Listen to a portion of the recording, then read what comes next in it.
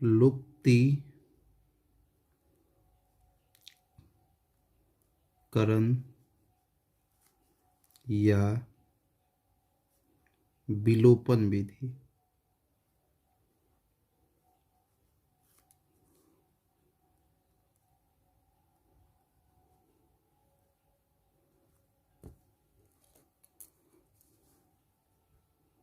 देखिए, हम इसको कैसे हल करेंगे वो सब पहले लिख लेते हैं, तब हल करेंगे। लुप्तीकरण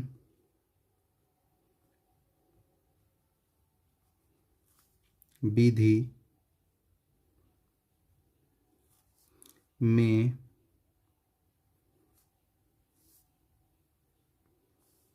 दोनों समीकरणों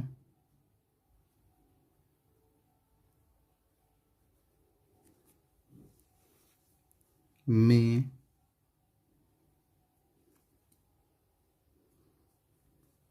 मौजूद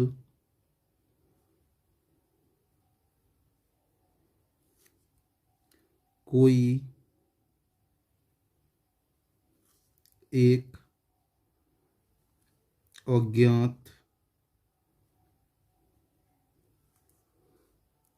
चर को विलुप्त करते हैं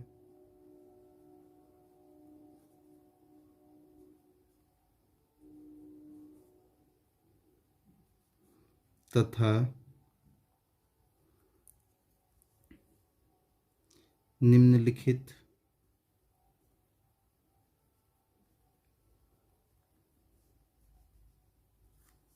चरणों के अनुसार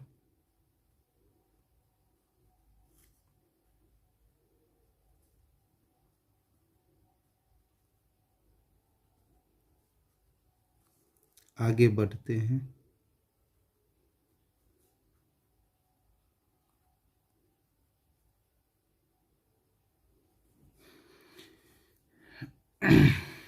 पहला, दिए गए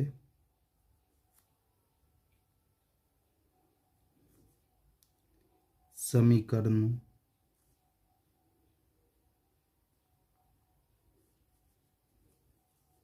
में उचित संख्या द्वारा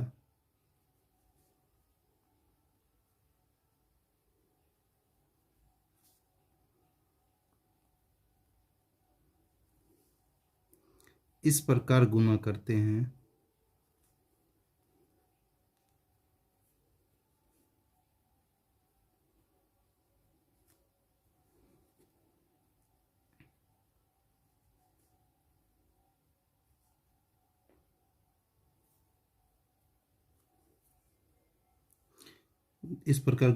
हैं कि दोनों समीकरणों में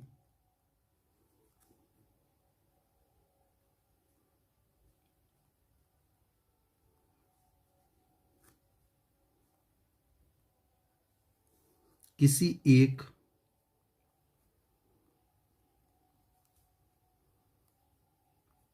अज्ञात चर के गुणांक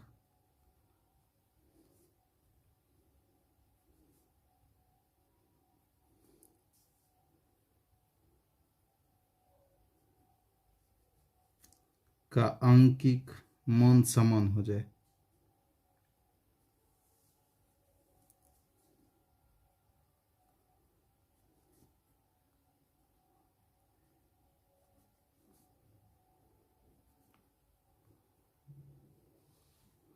दूसरा स्टेप देखते हैं। यदि आंकिक रूप से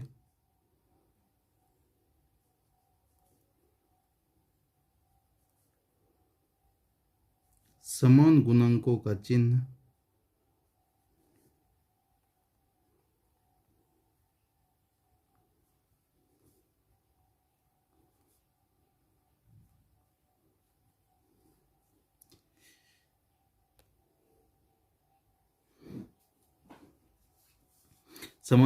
का चिन्ह विपरीत हो तो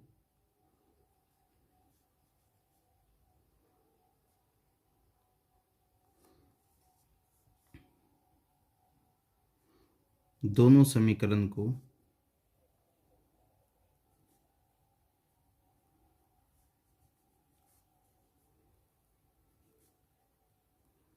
जोड़ते हैं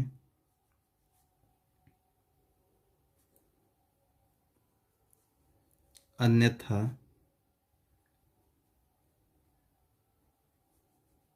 एक दूसरे में से या एक में से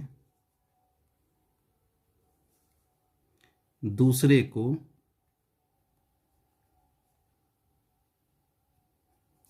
घटा देते हैं।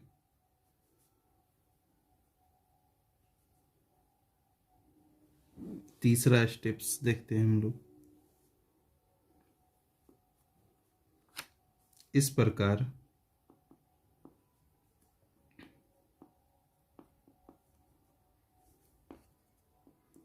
परिणामी समीकरण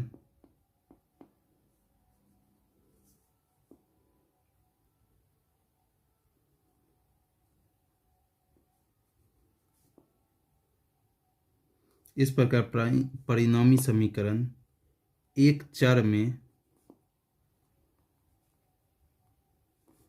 एक रैखिक समीकरण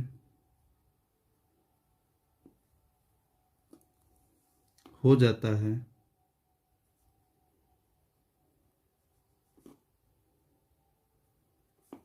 इसे हल करके एक अज्ञात चर का मान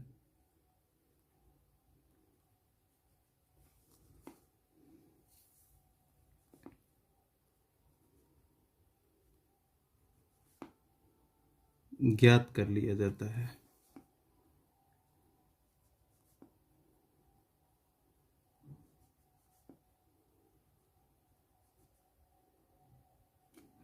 अब देखिए चौथा स्टेप और सबसे अंतिम।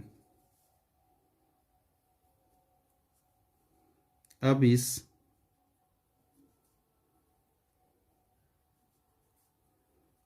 चर के मान को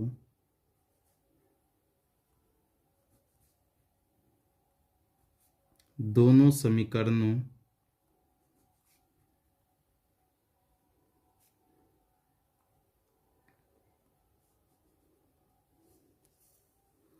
में से किसी समीकरण में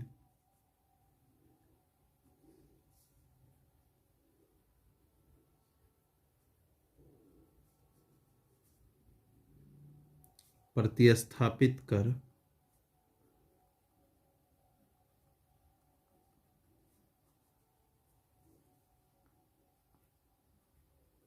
दूसरे अज्ञात चर का मान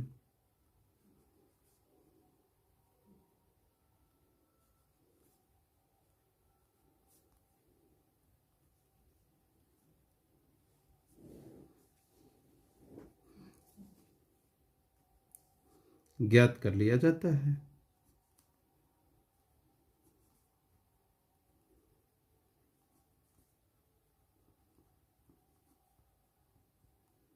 अब हम इसे एग्जाम्पल के तौर पर समझेंगे। जैसे question number 2, 3x plus 4y बराबर 10 और 2x माइनस 2y बराबर 2।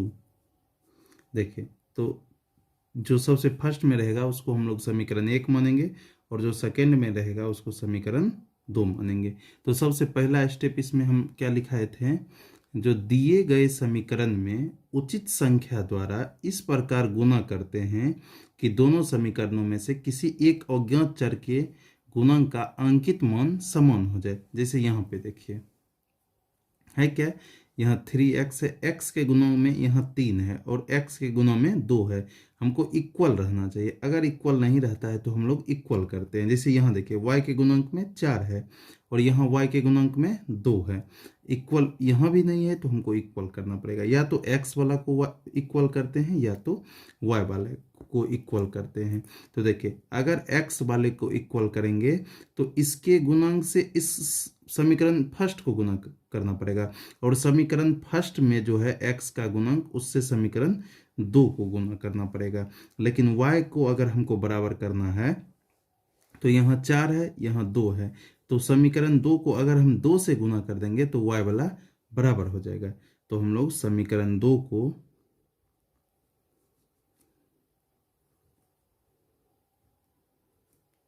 2 से गुना कर देंगे।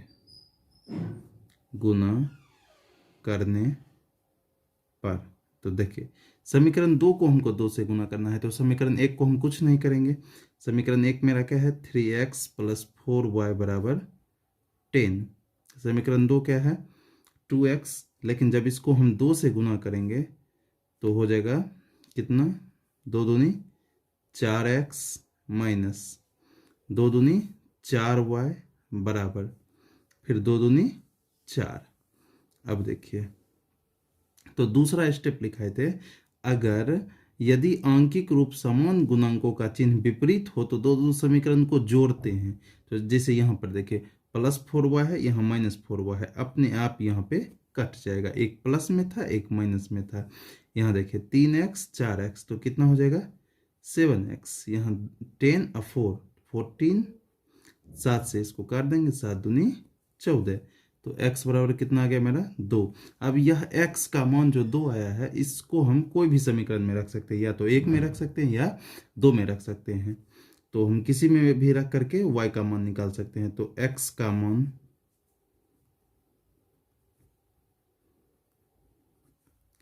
समीकरण 1 में ही रख देते हैं, 1 में रखने पर तो समीकरण 1 क्या है मेरा, 3x + 4y बराबर 10। तो 3x का मान निकाले हैं 2, तो 2 + 4y बराबर 10। तो यहाँ से देखिए 4y बराबर 10, यहाँ 3 दूनी 6 +6 होता, उधर जाएगा तो -6, तो 4y बराबर कितना निकल जाएगा, 10 में 6 कटेगा तो 4, 4 4 कैंसिल, तो y बराबर कितना निकल गया 1। तो यहाँ x बराबर 2 आया है और y बराबर कितना आया 1। यही मेरा क्या हो जाएगा आंसर, विलोपन विधि से या लुप्तीकरण विधि से। आगे हम एक